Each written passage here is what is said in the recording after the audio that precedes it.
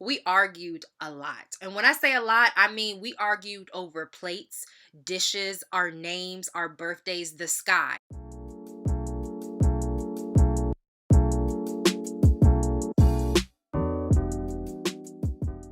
Hey everyone, this is your girl Debbie, and this is Living Purified, my online journey to living a pure life with my mind, body, and spirit for Jesus Christ. Today, I'm doing my confessions of a celibate chick and all the different relationships and lessons that I've learned over the years. I really felt like this is a great time for me to reflect on some things that I wish I would have done differently, that I don't mind, that were funny, that were, all of that good stuff, all that good stuff. So I'm diving into it because I'm like, you know what? This is really good reflection. My birthday is actually coming up.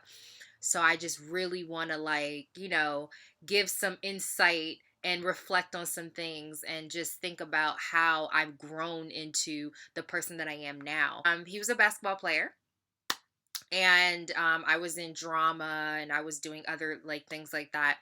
And we met in freshman year. We met freshman year, and then he got to another school. He ended up going to another school, and that was when we started dating. We started dating sophomore year, but we met freshman year at the same school. But the great thing is, this is one thing I learned was if you in high school, try not to date the same guy that you go to school with because it's just so much drama and it's just so unnecessary. So it kind of gives you like a gap.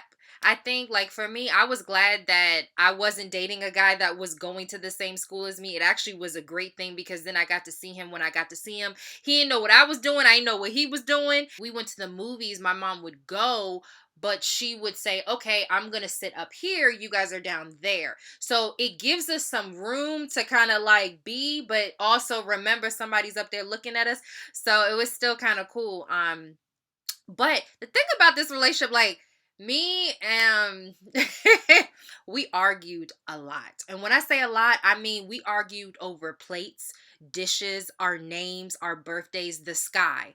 I mean, it was the stupidest arguments. I still remember, like, we're kids. You're kids. You don't know anything. So you're just arguing over stupid stuff. And I just realized, like, it's so not worth it. That was the only relationship where we would argue over the most petty things. It made no sense at all now that I reflect on it. But one thing I can say is he was my best friend. That was consistent. Like, we were best friends. We cared about each other. I would go to his basketball games. He would come to my performances and different things like that. I mean, we supported each other. That was the number one thing that I loved in relationships is partnership and companionship. If you're going and achieving something, I'm helping you be a better person. I ended up getting 3 different jobs.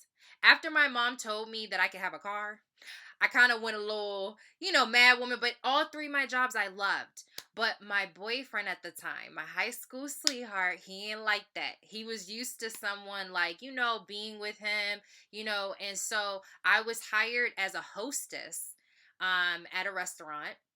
And then I was also teaching dance too at a church during the summer. And then I got an opportunity to do photography at amusement park.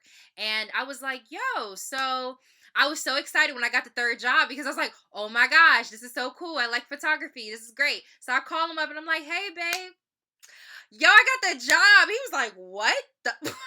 It was like, what job? I thought you already had 2. And I was like, no, I got another one. And he went off. He was like, you work too much. I can't be with you. I'm done. And that was the first experience I ever had of somebody not. He didn't see my worth. He was just so pissed that I would even dare to take away our precious little time as teenagers. Because 1, he ain't have no car. And 2, I didn't have a car either. And 3, it's like, okay, I get some money. You know what I mean? Like, I'm thinking, okay, you don't have a car. I don't have a car. Why wouldn't I be hustling right now? Do what I need to do. And then we could see each other. Hello. But he didn't care. He was mad at me.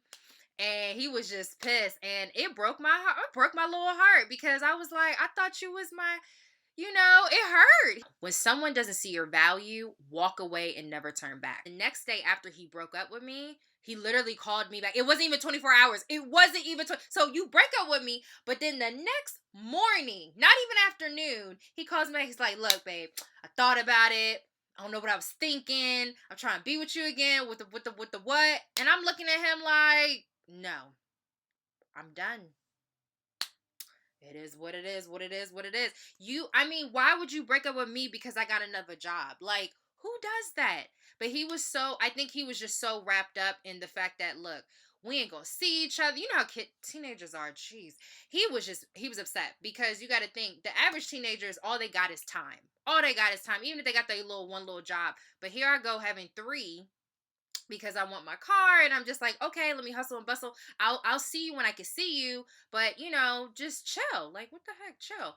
So he calls me up the next day and he's like, I don't know what I was thinking, and take me back, babe. I care about you. I love you. And I'm like, nope. And I never went back to him. I never went back to him.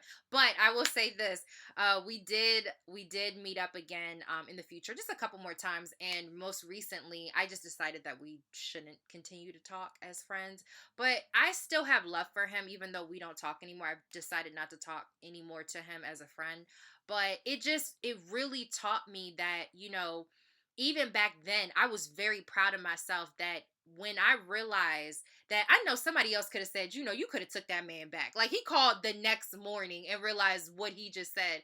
And it was something in my spirit that was like, no, if you don't see my value, if you don't see what I'm doing, it's not that I'm a workaholic. It's not that work is so important and I don't care, but you should be happy for me. You should be rooting me on. You should know that this is just a season and that I care about you. I didn't cheat on you. I didn't lie to you. I wasn't, doing something shisty. I was doing something that was going to help me and also help you see me more, just not in the time period that you wanted. So it's funny because we both laughed about it years later after college, and we connected after that. And he was like, Debbie, you just wouldn't take me back. You just would. I said, nope. I did not want to take you back. This was just my, first love and first like real relationship that I remember that was significant, that I learned a lot about myself and my own self-value and what I would and would not stand for, which translates into the woman I am today. But thanks again for watching Living Purified. My name is Debbie. I'll see you next time. Bye.